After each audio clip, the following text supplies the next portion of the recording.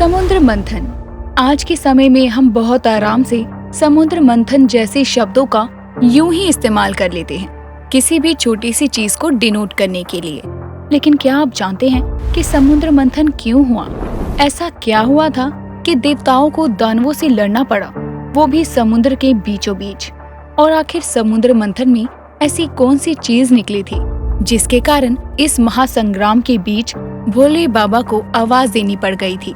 समुद्र मंथन किसी कथा या पुराण का कोई छोटा हिस्सा नहीं है, बल्कि जो चीजें समुद्र मंथन के समय पर निकली थी उनका आज के समय में भी उतना ही महत्व है जितना कि तब हुआ करता था। ये सब सुनकर आप सब भी जानना चाहते हैं ना समुद्र मंथन के बारे में? उसके लिए इस वीडियो के अंत तक बने रहिए, क्योंकि बहुत कुछ है जो अभी आप नहीं जानते। तो चलिए करते हैं वीडियो को शुरू। समुद्र मंथन का क्या कारण था? एक बार इंद्र कहीं जा रहे थे और रास्ते में उन्हें दुर्वासा ऋषि मिलते हैं। इंद्र ने जब ऋषि को देखकर प्रणाम किया तो दुर्वासा ऋषि ने अपने गले से एक माला उतारकर इंद्र को पहना दी और दोनों अपने अपने रास्ते पर चलने लगे। कुछ ही दूर जाने पर इंद्र ने दुर्वासा ऋषि की दी हुई माला उतारी। जिस हाथी पर वो विराजमान थे उसकी सूंड पर दे मारी। उस वक्त भगवान इंद्र के साथ माँ लक्ष्मी थी और माया अच्छे अच्छों में अहंकार भर देती है और अहंकार किसी से कुछ भी करवा सकता है। जैसे भगवान इंद्र से ये कार्य। हाथी की सूंड से वो माला फिसलकर नीचे गिर जाती है और हाथी माला को कुचलता हुआ आगे निकल जाता है।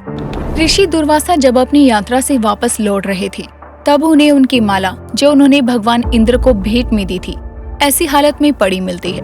वो क्रोधित हो उठते हैं और गुस्से में ऋषि दुर्वासा इंद्र सहित पूरे स्वर्ग को श्रीहीन यानी कि लक्ष्मी से अलग होने का श्राप दे देती हैं। देवताओं के घर में क्या चल रहा है इसका सारा अपडेट शुक्राचार्य जी के पास तो रहता ही था।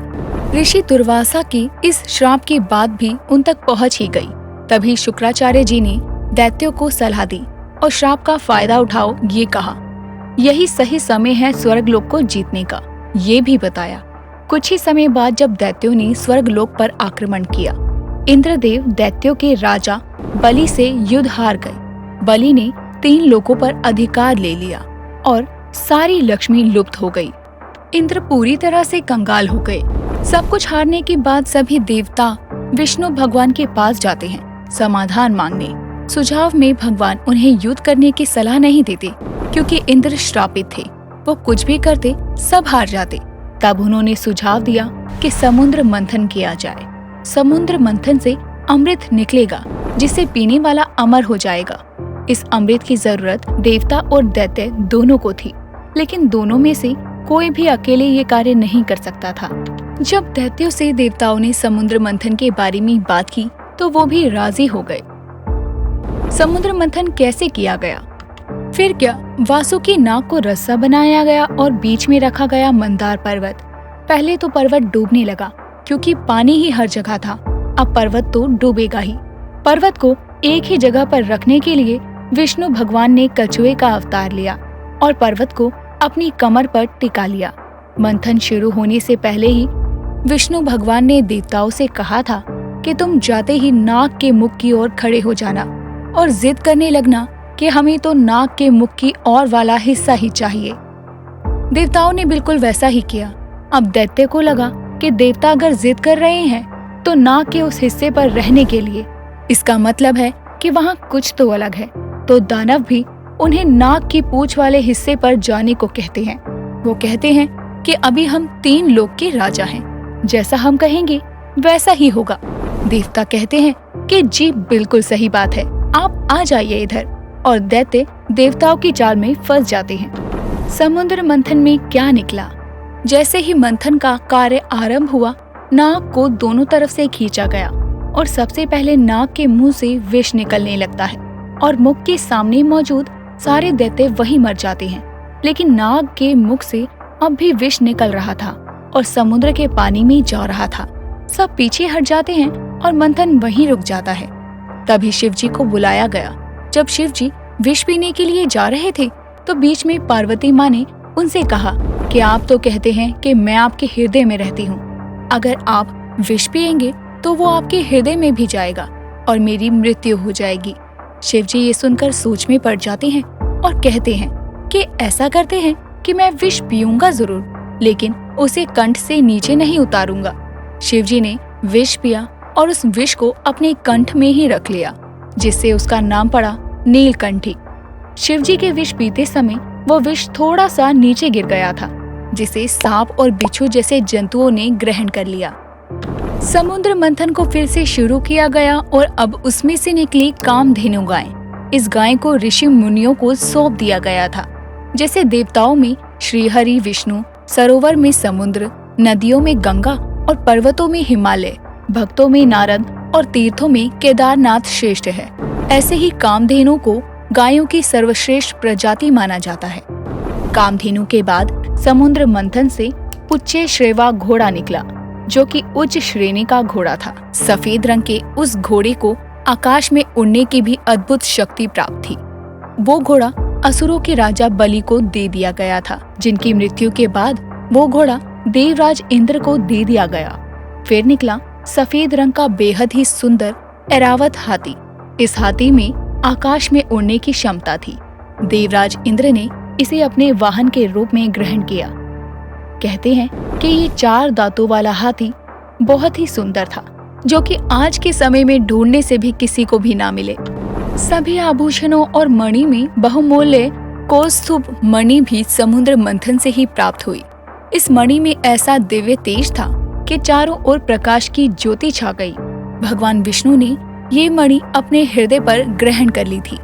ऐसा माना जाता है कि ये मणि जिस किसी के भी पास होती है, दुख उससे कोसों दूर रहता है।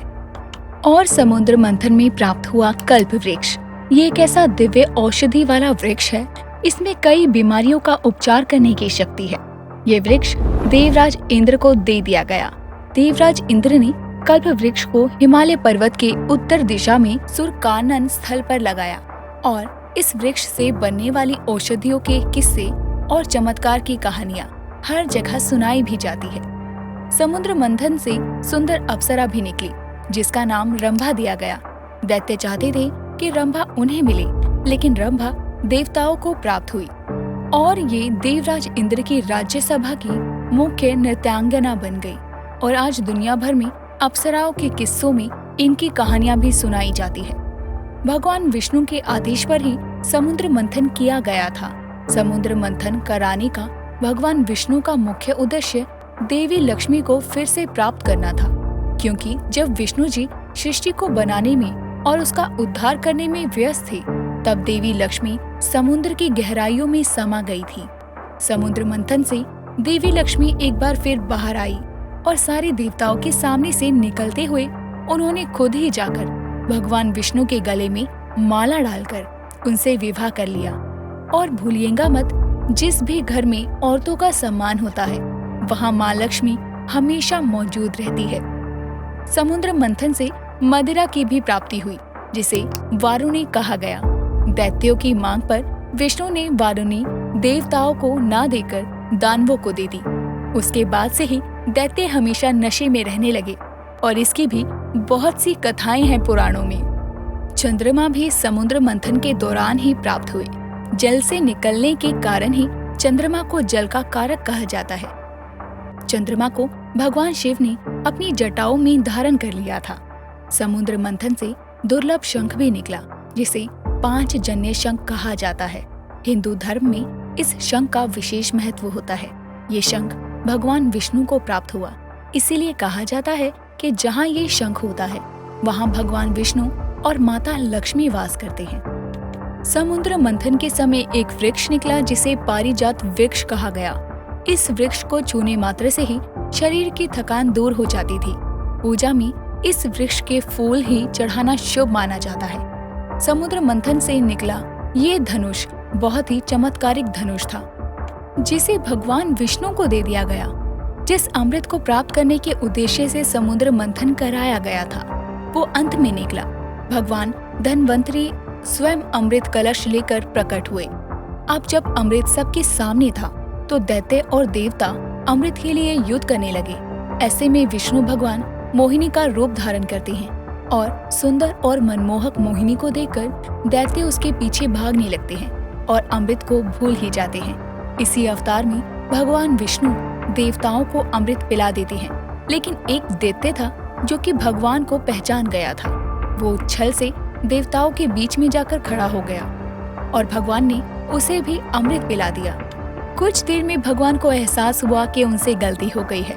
उन्होंने अपना सुदर्शन चक्र चलाया और दैत्य का सर धड़ से अलग कर दिया, लेकिन अमृत पिए दैत्य का तो कुछ भी नहीं हुआ, क्योंकि अब उसका कोई कुछ नहीं बिगाड़ सकता था। जिस दैत्य का सर धड़ से अलग होने के बाद भी अब वो जीवित था, उसे आज किसी नाम से जाना जाता है। लेकिन वो क्या नाम है, आप हमें कमेंट करके कमेंट सेक्शन में जरूर बताइएगा। और अगर आपको ये वीडियो पसंद आई हो तो वीडियो को लाइक करें, शेयर करना ना भूलें। ऐसे ही और कथाओं और कहानियों के लिए हमारे चैनल को आज ही सब्सक्राइब करें। जल्द ही मिलते हैं नई वीडियो के साथ।